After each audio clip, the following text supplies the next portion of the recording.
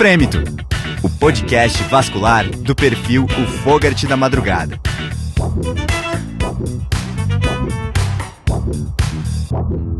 Esse é o Frêmito, podcast vascular, direto do Congresso Brasileiro de Angiologia e Cirurgia Vascular. E a gente está tendo a honra de receber a doutora Ana Engelhorn, da Regional do Paraná, e vai falar com a gente algumas dicas de ultrassonografia vascular com Doppler das artérias renais. Ana, seja bem-vinda ao podcast. Muito obrigada. Prazer finalmente conhecê-la pessoalmente, né? A gente teve um contato, já foi ver com a doutora Ana no Congresso de Ultrassom. Foi virtual naquela época. Exato. E doutora Ana, a gente sabe que é um exame que na verdade é um exame detalhado, um exame complexo, tem uma curva de aprendizado um pouco mais longa. A gente queria um pouquinho de detalhes aí de informação para a gente otimizar esse nosso exame. Ok. Então, o que a gente percebe em relação à realização desse exame é que as pessoas querem fazer um diagnóstico anatômico da estenose. Então, geralmente eles vão pedir uma angiotom, uma angiorressonância, que são exames caros, tem o contraste, gadolínio ou iodado, só que seria um diagnóstico para uma doença que potencialmente ela é tratada clinicamente.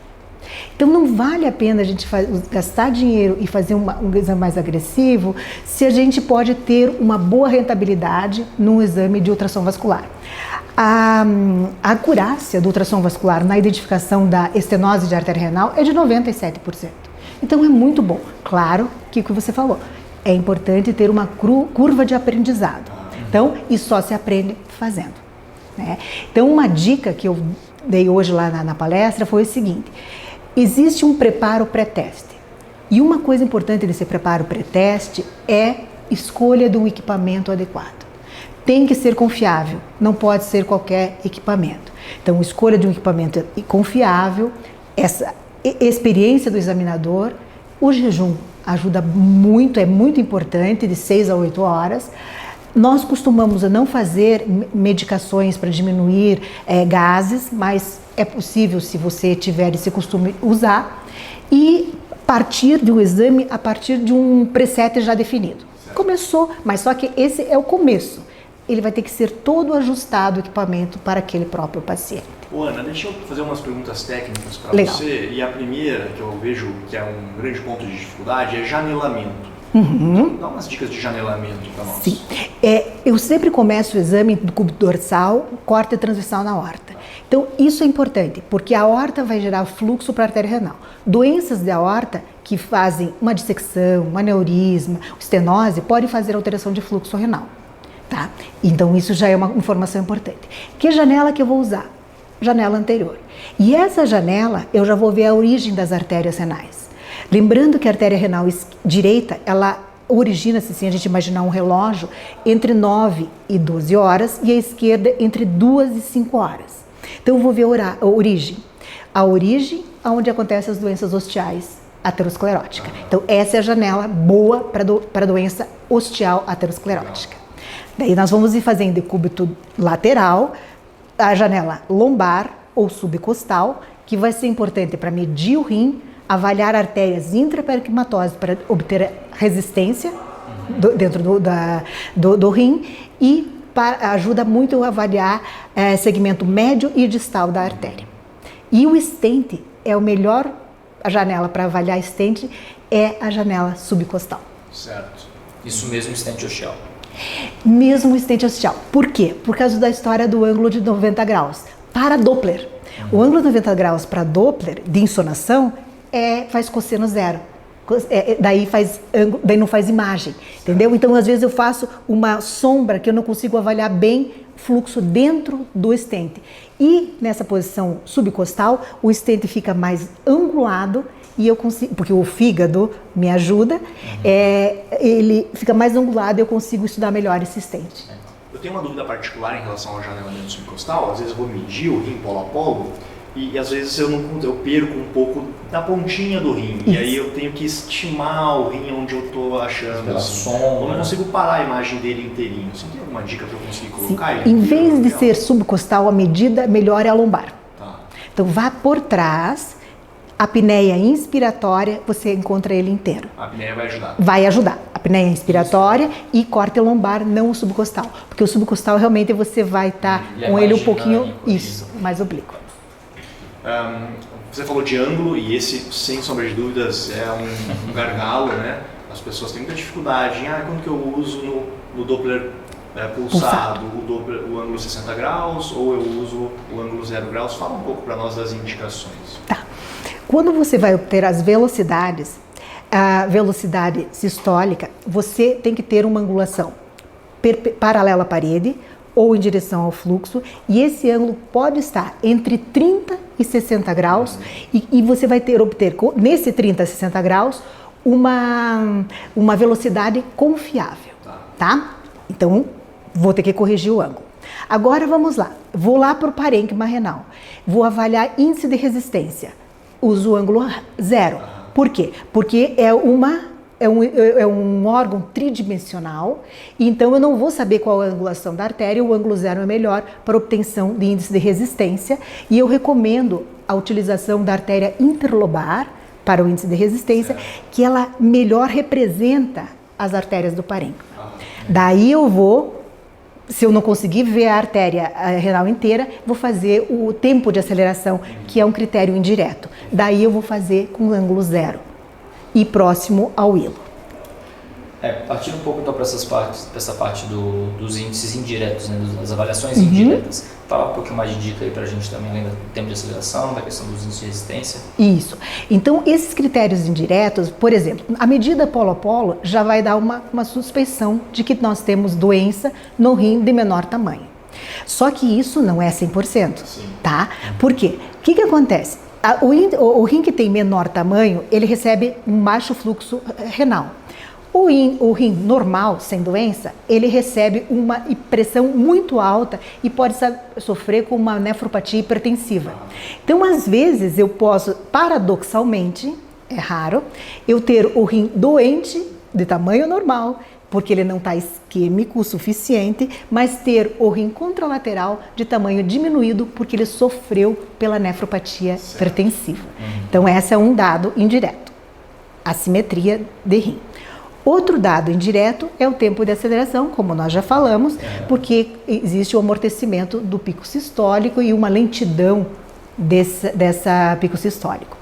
E a outra variação de índice de resistência. Pego o índice do lado doente, comparo com o lado sem a doença, e se essa diferença for maior que 0,05, também é uma sugestão de que nós temos doença estenosante no lado em que tem menor índice. E a senhora está falando de sugestão. O laudo a senhora sempre coloca, então, alterações sugestivas de. A gente tem alteração e se bate no laudo um pouquinho. Não. Porque eu sempre tento ver a artéria inteira. E achar a estenose mesmo. Vejo a estenose, uso vários critérios, e outra coisa que é importante. Não adianta você chegar e dizer assim, estenose maior que 60% na artéria renal. Mostre os critérios que você usou. Mostre sua velocidade, mostre a velocidade na aorta, coloque o índice renal à aorta, coloque todos esses parâmetros para que a pessoa que olhe fale assim, olha, não sei se ela obteve corretamente, mas baseado nesses critérios ela chegou a uma conclusão. Então daí não é sugestivo. Se eu vejo toda a artéria, que é o que eu sempre procuro, eu falo que tem estenose ou não tem estenose. Hemodinamicamente significativa. Agora, se eu não vejo, daí eu falo, pelos critérios indiretos, sugere ter lesão proximal. Ana, e uso de Power Doppler, B-Flow, você acha que vale a pena colocar? Como é que você usa? São recursos. Tá. Se de repente, eu no Doppler colorido, eu tive dúvida, porque a redução anatômica do diâmetro do vaso é uma informação importante para mim. E daí, então, tenho dúvida, coloco o Power, porque o Power vai me mostrar a luz, não vai me mostrar mais velocidades altas. Então, é um recurso. O B-Flow também.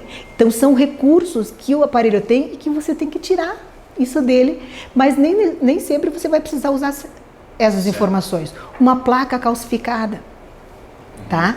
O Power, o B-Flow também nos ajuda. Deixa eu te fazer uma outra pergunta de laudo. Tá bom. O Luiz puxou aqui, eu acho que é interessante. Óbvio que a gente vai pôr o índice, o IRA, né? Isso é fundamental. Mas existem inúmeros outros, você pode ir longe nesses índices. Né?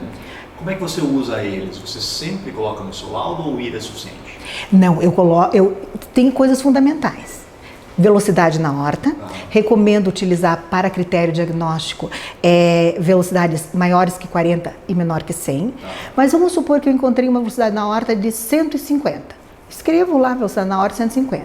Daí eu coloco um asterisco, coloco que deu o índice renal alto, mas que ele não está sendo utilizado para critério diagnóstico, visto que a velocidade na horta estava muito alta. Essa velocidade ela é obtida na altura das artérias renais? Isso, na topografia. Como você vai obter essa velocidade longitudinalmente na horta, você não vai ver a origem da artéria renal. Você vê a origem da artéria mesentérica superior. Entre a mesentérica e a renal, estudos em cadáveres mostram que elas são muito próximas, uma distância máxima de 3 centímetros. Então, se você pegar ali na origem da mesentérica, tá legal. Seguindo, né, os índices. Isso, seguindo. Então, eu coloco índice renal aorta, coloco velocidade sistólica e diastólica na artéria renal e coloco diâmetro polo-polo do rim e índice de resistividade dentro do parênquima.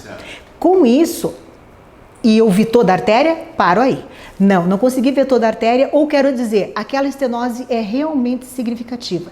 Não é só acima de 60%, mas ela é muito significativa. Daí eu coloco tempo de aceleração e coloco variação de resistência de um para o outro. Eu gosto do tempo de aceleração, eu acho que é um ótimo critério.